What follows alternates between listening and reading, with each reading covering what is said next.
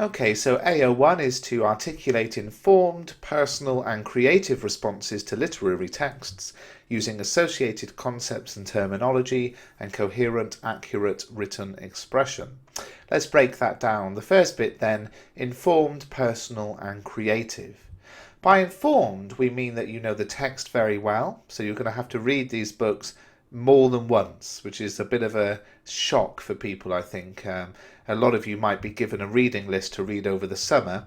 That's what I'm currently doing. I'm currently reading some of the new A-level texts of Charles Dickens' Hard Time and Ian McEwan Atonement.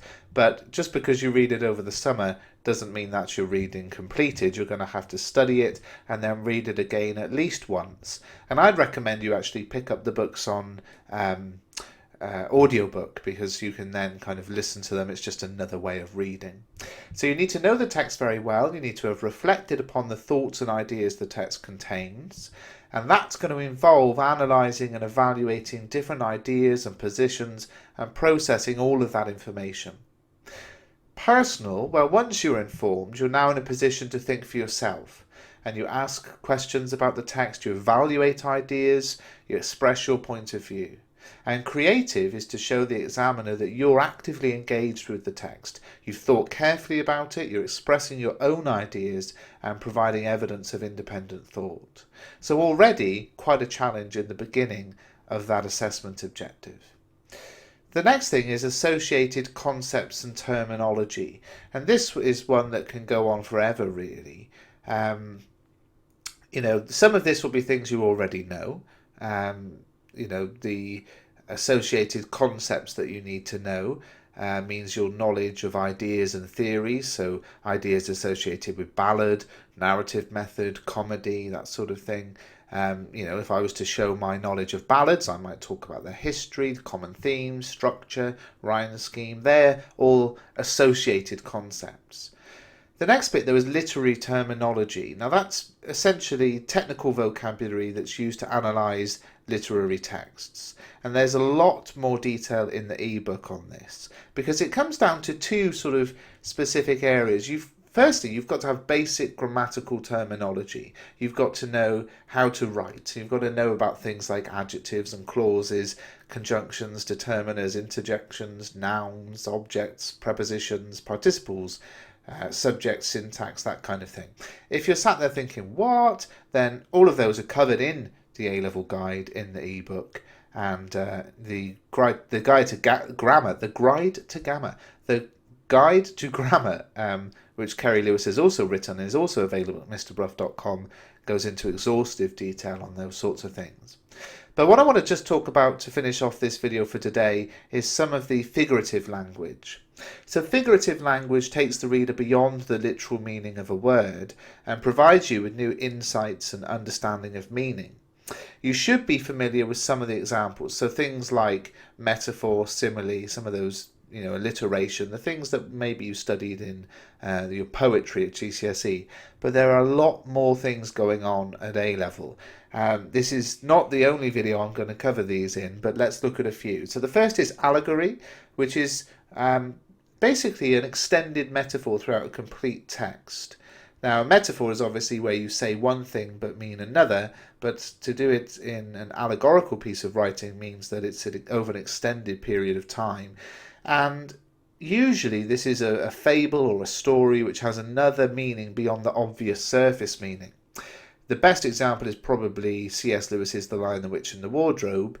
It's a religious allegory. Aslan is Jesus. He, dies in place of others' misdemeanors and then rises again to life.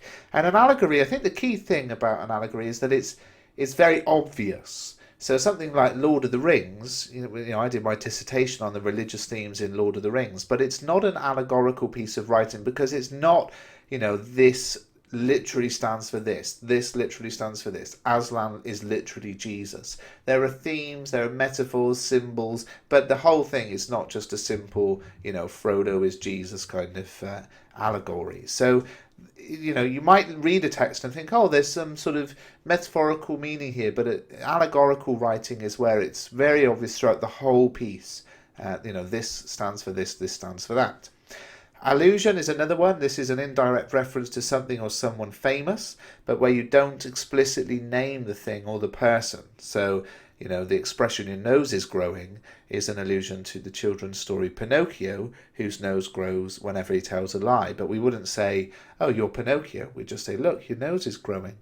Lots of stories contain allusions and intertextual references to other texts, and sometimes you might struggle with these because you might not know the other texts. We all know Pinocchio, of course, but that's where your wider reading is going to help you, because you might recognize some of the references in a text. A euphemism is, I've got a nice picture here of a dead cat, is a mild word or expression that replaces something quite harsh or blunt. So rather than say something quite blunt like "my cat has died," I might say "my cat has passed away." And passed away is a euphemism for died. We just want to soften the sort of severity of what we're saying.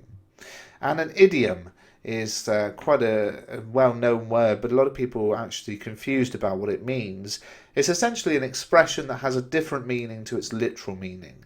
So when we have this saying, "every cloud has a silver lining," what we actually mean, the meaning is different to what we're saying, because what we actually mean is, out of every bad situation comes some good. And I'm going to finish today's video on irony. As I said, the ebook goes through many more. I'm just covering a few of them to give you an idea. So irony is where the speaker means the opposite to what he or she says. So if you say, "I love it when you're always late," that's irony, because we don't really love it. But there are different types of irony. There's verbal irony, which is like the example I've just given, where somebody's saying something and it's, interpreted as sarcasm.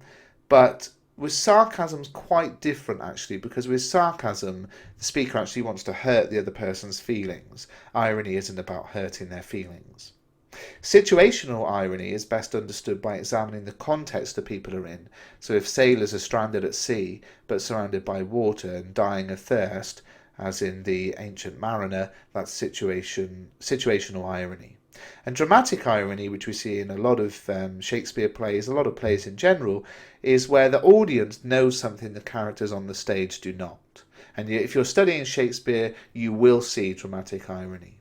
So those are just a few of them. I'll carry on in the next video as well, but please do pick up a copy of Mr. Bruff's Guide to A-Level English Literature through following the links in the description. It's an ebook. It downloads instantly to your computer, iPad, whatever it is, and will soon be available on Amazon as well. If you're watching this video when it is available on Amazon, you'll see it because it'll be in the link in the description of this video. Thank you.